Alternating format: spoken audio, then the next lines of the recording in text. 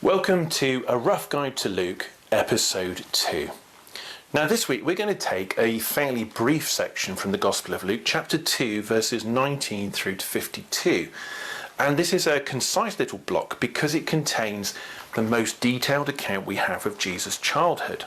But before we get going on that, there's an interesting feature that experts have noticed that I want to point out to you. Now you may already realise that the New Testament was written in Greek, which was the most widely understood language across the empire.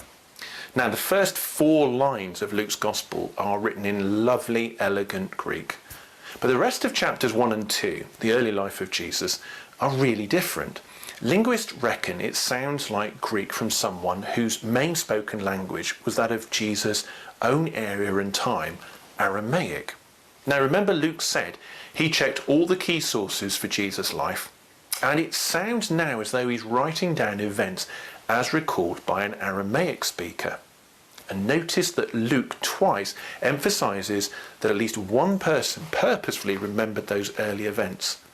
In verse 19 it says, Mary treasured up all these things and pondered them in her heart. And again in verse 51, his mother treasured all these things in her heart. Now we can't conclusively prove this, but there's a weighty theory that the reason Luke knows so much about Jesus' early years is that he spoke to Mary.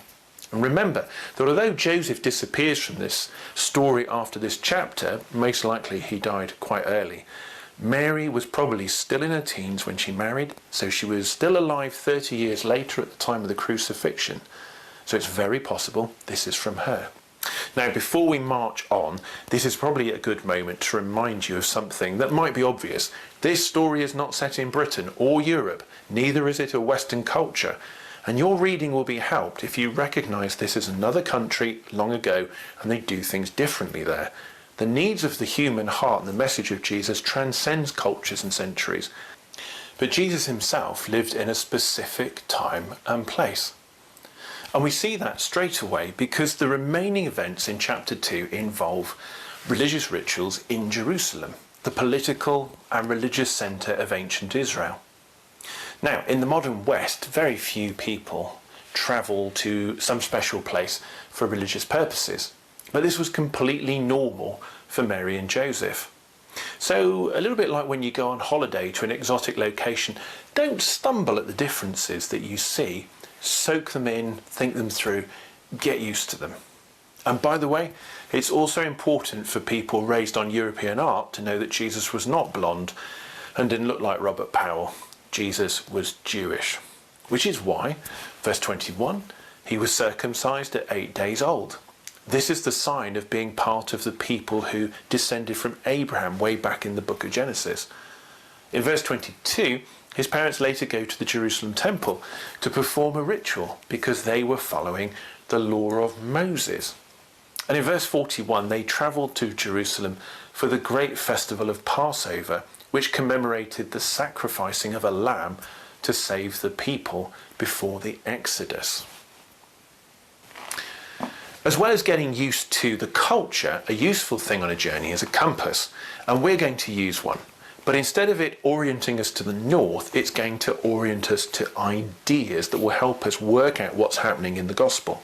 Here's the first point on our compass, the incarnation. Luke told us about this at Christmas, and he keeps on showing us Jesus is unique. He's both very human and yet also the Son of God.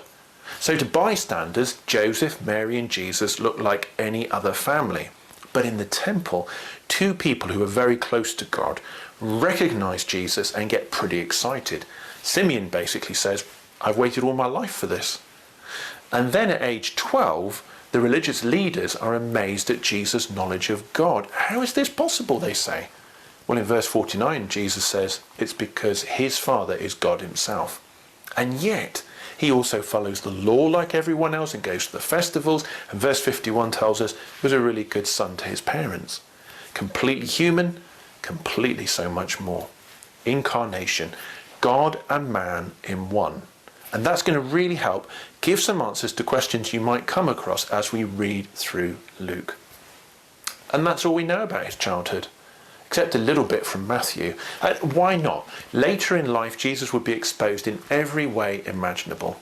It's nice his early years are mostly private. Let's finish with a couple of questions for this passage. Number one, do you find any cultural features difficult to understand? Why not make a note of them and see if they get clearer as your journey continues? And number two, Simeon is thrilled to meet the baby Jesus in the temple.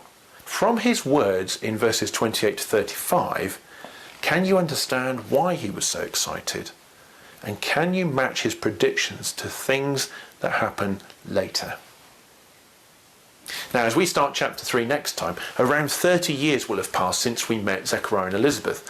So the rest of Luke covers a much shorter period. And the Gospels aren't a jumble of random stories either. They're carefully structured. So when we start next time, we'll sketch out a little roadmap to go with our compass. See you next Friday.